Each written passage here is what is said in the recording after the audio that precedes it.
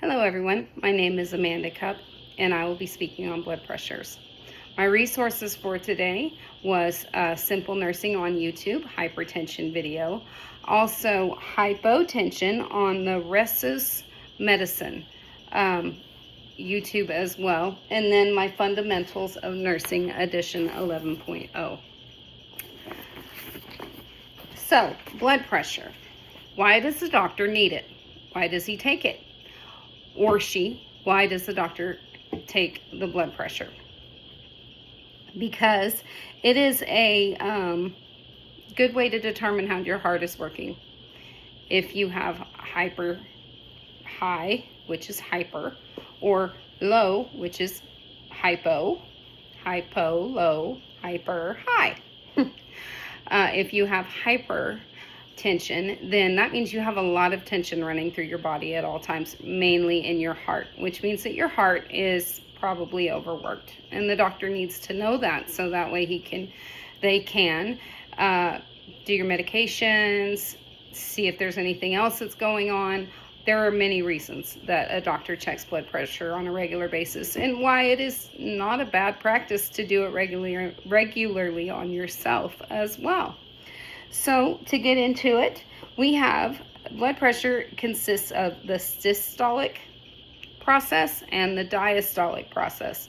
The systolic process is actually the maximum amount of pressure, which is millimeters of mercury, the maximum amount of pressure which is exerted onto the arteries when the heart contracts. So the heart contracts, the blood goes out. That is the highest pressure when that happens. Diastolic pressure is actually the opposite. It is when the heart opens, the muscles relax, and then it is the minimum amount of pressure that is exerted on the arteries during the process of relaxation for the heart while it is refilling to get the blood where it needs to go. So, hypertension would be classified in your systolic pressures. For the systolic pressures, your danger numbers are anywhere between 140 to 180. That would be your systolic being anywhere between 140 to 180. Anything above 180, you need to be going to the doctor. You are in what is called cardiac crisis, if you run over 180 on your systolic number. Now on your diastolic number, your hypertensive area is anywhere between 90 to 120. So the doctors are really going to start paying attention if you come in with numbers of, let's say, 140 over 90. You want to be very mindful of that. You might have to change your diet.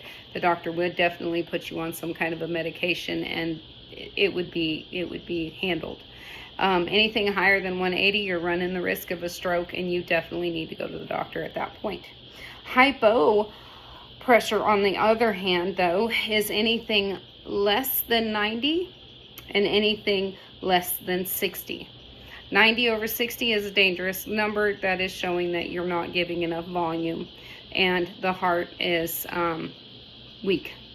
And in that case, you're going to be feeling lightheadedness, lethargy. You're going to be extremely tired, and also you could potentially pass out.